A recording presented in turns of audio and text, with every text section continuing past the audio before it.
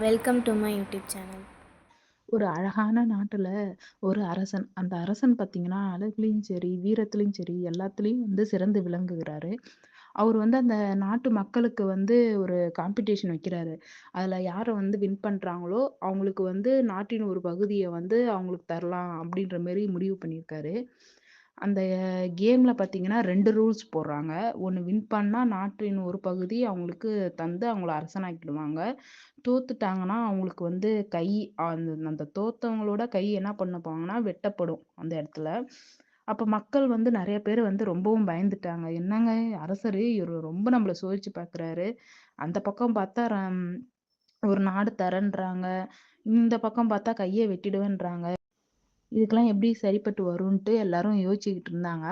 அப்ப ஒரு young boy வரான்.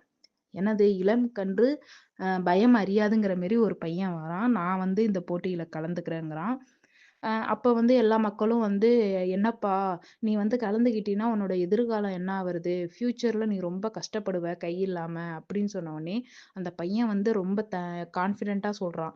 "அ என் கை வந்து போனா போகட்டும். கை தானே போகுது. ஆனா நான் வின் பண்ணேன்னா, நான் ஒரு நாட்டின் அரசனா நான் இருப்பேன்." அப்படின்னு வந்து ரொம்ப கான்ஃபிடென்ட்டா சொல்றான். அந்த போட்டியில வந்து போய் கலந்துக்கிறான். போயி அந்த அந்த இது வந்து என்னன்னா, அந்த அரண்மனையோட கதவ வந்து ஓப்பன் பண்ணும். அப்படி ஓப்பன் பண்ணிட்டா அவன் வின் பண்ணிட்டான். ஓப்பன் பண்ண முடியலன்னா அவன் தோந்துருவாங்க. அது மாரி இருந்தவுனே அந்த பையன் வந்து என்ன பண்றான், போய் ஓப்பன் பண்றான். ஓப்பன் பண்ண உடனே அந்த அரண்மனை கதவு வந்து கைய வச்சது இப்படி ஓப்பன் பண்ணது தாங்க. நல்லா ஓப்பன் ஆகிடுச்சு. அவன் வின் பண்ணிட்டான் அந்த போட்டியில. அவனுக்கும் ஒரு ஆச்சரியம், மக்களுக்கும் ஒரு ஆச்சரியம். என்னடா நம்ம கைய வச்ச உடனே ஓப்பன் ஆயிடுச்சே அப்படின்ட்டு. அப்பதான் தெரியுது அரசர் வந்து அந்த போட்டியில வந்து தன்னம்பிக்கைய தான் செக் பண்ணியிருக்காரு. யாரெல்லாம் வந்து ரொம்ப தன்னம்பிக்கையா இருக்காங்க நம்ம நாட்டு மக்கள்ல.